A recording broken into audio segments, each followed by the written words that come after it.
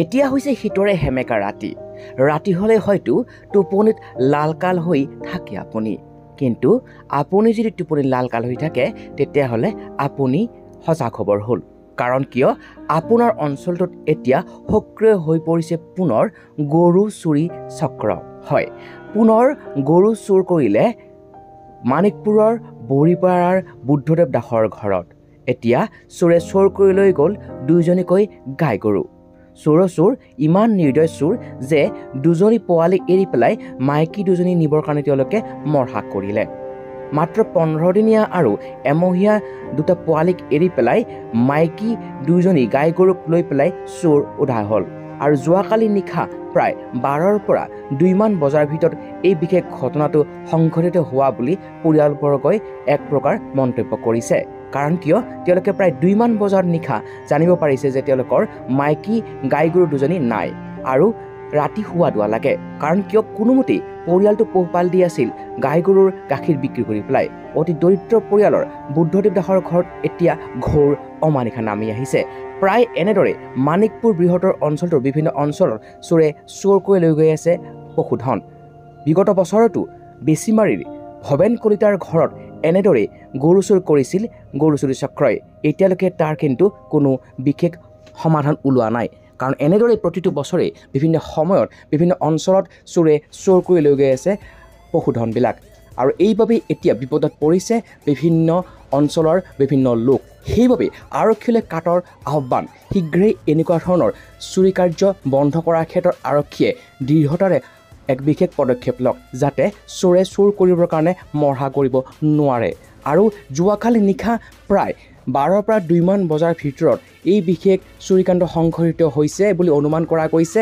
আৰু মানিকপুৰৰ বৰিপাৰাৰ যি আচলতে দিন হাজিৰা কৰি অতি দৰিদ্ৰ এক পৰিয়ালৰ বুদ্ধদেৱ দাস, তেওঁৰ ঘৰত আচলতে এই যি গৰু 2জনীকৈ গাই গৰু চোৰে চুৰ কৰি লৈ গ'ল। আৰু এই ক্ষেত্ৰত আচলতে গোটেই অঞ্চলটোৱে দুখ প্ৰকাশ কৰিছে। কাৰণ কিয় তেওঁলোকে কোনোমতেই গাই গৰুৰ গাখীৰ বিক্ৰী কৰি পেলাই পৰিয়াল পোহপাল দি আছিলে। আৰু এতিয়া সমস্যাত পৰিছে। কাৰণ কিয় 2জনীকৈ তেওঁলোকৰ আচলতে সেই যি 2জনী যি মাইকী গাই গৰু যি চোৰে চুৰ কৰি লৈ গ'ল, সেই 2জনী গাই গৰুৰে আচলতে 2টাকৈ পোৱালি আছে। আৰু এটা পোৱালিৰ বয়স 15 দিন আৰু এটা পোৱালিৰ বয়স এমাহ। গতিকে সেই পোৱালি দুটা এতিয়া কেনেদৰে ডাঙৰ দীঘল কৰিব? কাৰণ সেই পোৱালি দুটা ডাঙৰ দীঘল কৰিবৰ কাৰণে এতিয়া পৰ্যাপ্ত পৰিমাণৰ গাখীৰৰ প্ৰয়োজন হ'ব।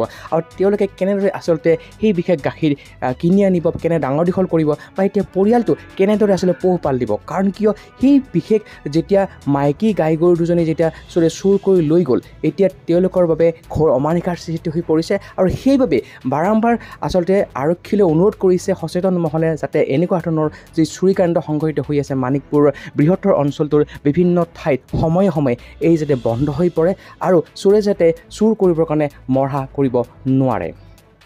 মই ধৰি লওঁ এই গৰু 2টা নহা হ'ল যে আমি কিনকে এখন খাম, সেইটোৱে। আৰু মোৰ মানুহটো ধৰি লওক চকুত অলপমান দুখ পাই কাম কৰিব নোৱাৰে। এখন গৰু 2টা পুহিয়ে আমি খাই আছিলোঁ গাখীৰ বিক্ৰী কৰিয়ে। এটাৰ হৈছিল 15 দিনমান, এটাৰ 1 মাহমান হৈছিল। আজি সেনেকৈ লৈ গ'ল। এইবাৰ কিনকে খাওঁ আৰু আমি সেই পোৱালি 2টা যে এৰি থৈ গ'ল, সেই 2টা এখন কি কৰোঁ, কিনকে ৰাখোঁ পোৱালি 2টাক, সেইখিনিয়ে আৰু ক'ব লাগিব যে আচলতে এটা সময় আছে। সেই সময়ছোৱাত আমি দেখিছোঁ ঠিক খৰালি আৰম্ভ হোৱাৰ লগে লগে গোটেই এলেকাবিলাকত গৰু চোৰৰ হেৰিটো চলি থাকে। এতিয়া কথা হৈছে কি, এইটো মানিকপুৰৰ যি বুদ্ধদেৱ দাস, তেওঁৰ 2জনী খুব মানে গাখীৰ দিয়া গাই, ক্ষীৰতী গাই 3জনী আছিল। 3জনী, এজনী তাৰমানে আমাৰ স্থানীয় গৰু, এইটো বেছি তেওঁলোকে মন কৰা নাই। কিন্তু এই 2জনীৰ তাৰমানে আমাৰ যিটো ক্ৰছ বুলি কয়, এই ক্ৰছ গাই আছে।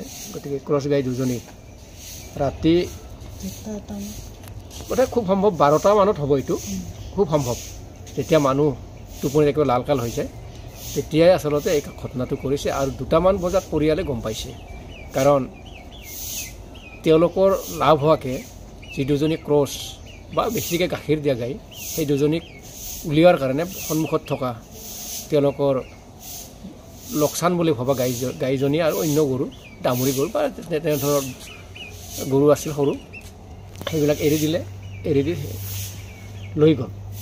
নিয়াৰ পিছত সেই গৰু যেতিয়া চোতালত আৰু ৰাস্তাত যেতিয়া খোজকঢ়া আৰম্ভ কৰিলে তেতিয়া পৰিয়ালে গম পালে আৰু তেতিয়া মাতামাতি কৰি তেওঁলোকে গোহালি মানে পৰীক্ষা কৰিলে যে গোহালিত ডাঙৰ গাই দুজনী অৰ্থাৎ গাখীৰ দিয়া গাই দুজনী নাই আৰু এই গাই দুজনী আচলতে 1.5 মাহ বা 1 মাহ এনেধৰণৰ হৈছিল পোৱালি দি যে গাখীৰ বিক্ৰী কৰা আৰম্ভ হৈছিল মাত্ৰ গতিকে তেনে অৱস্থাত নিছে কাৰণ গৰীব পৰিয়াল গাখীৰেই অৱলম্বন আছিল এতিয়া তেওঁলোকৰ যিটো আৰ্থিক সংকট এই সংকটটো এতিয়া ঘনীভূত হৈ আহিব এতিয়া বোধহয় পুনৰ তেওঁ দা বা কুঠাৰ লৈ কোৰ লৈ কাম কাজ কৰাৰ কাৰণে হাজিৰা কৰাৰ কাৰণে হয়তো এতিয়া পুনৰ যাব লাগিব কাৰণ গৰীব কাৰণে তেওঁ ভালকৈ গৰু সংৰক্ষণ কৰিব পৰা নাই বা ৰক্ষা কৰাৰ কাৰণে যিখিনি ব্যৱস্থা লাগে সেই ব্যৱস্থাটো তেওঁ কৰিব পৰা নাই